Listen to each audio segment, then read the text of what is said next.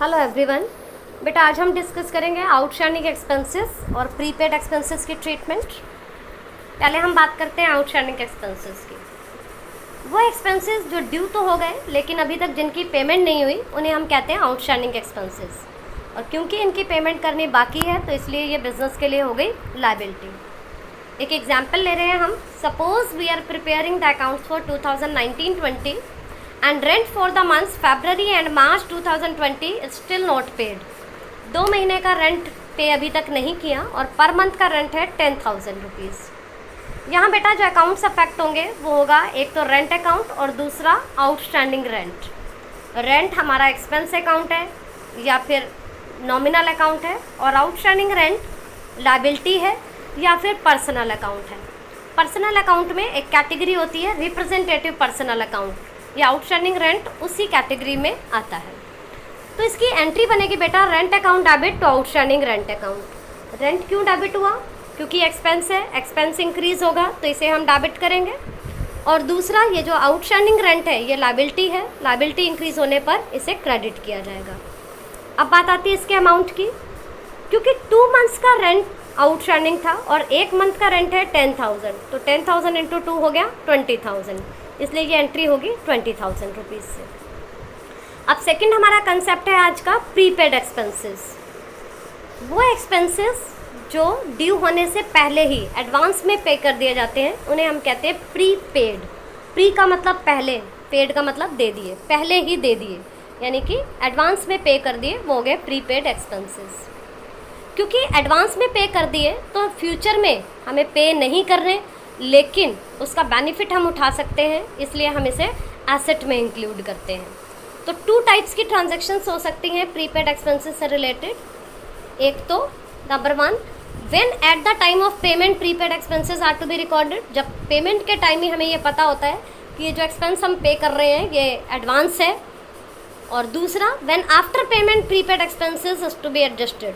जब पेमेंट कर दी पहले और बाद में कभी हम प्रीपेड एक्सपेंस को एडजस्ट कर रहे हैं। तो फर्स्ट एग्जांपल हम ले रहे हैं कि on 31 March 2020 rent for the month April 2020 ₹5,000 paid in advance.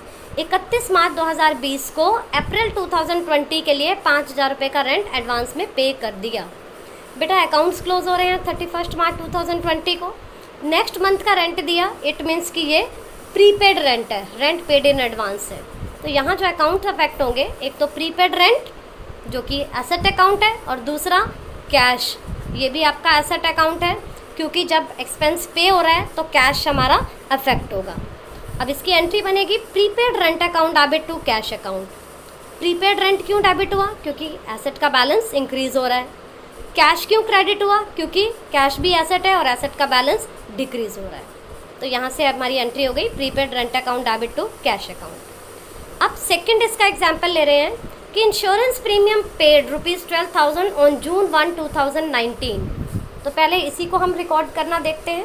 अब जिस समय पेमेंट हो रही है इस समय यहाँ कुछ भी क्लियर नहीं है कि इसमें कितना एडवांस है या क्या कुछ है, तो इसलिए सिंपल एक्सपेंस पे करने की हम एंट्री करेंगे। तो इसमें जो अकाउंट अफेक्ट होंगे एक तो इंश्योरेंस प्रीमियम एक्सपेंस है और दूसरा कैश जो कि एसेट है। तो June 1 को एंट्री बनेगी insurance premium account debit to cash account 12,000 rupees, जितना इंश्योरेंस पे कर दिया। एक्सपेंस इंक्रीज होने के कारण डेबिट हो रहा है और कैश एसेट है, डिक्रीज होने के कारण क्रेडिट हो रहा है। अब इसमें सेकंड ट्रांजैक्शन है हमारे पास आउट ऑफ इंश्योरेंस प्रीमियम जो कि पहले पे कर चुके हैं। ₹2,000 is related to the period of 2020-2021।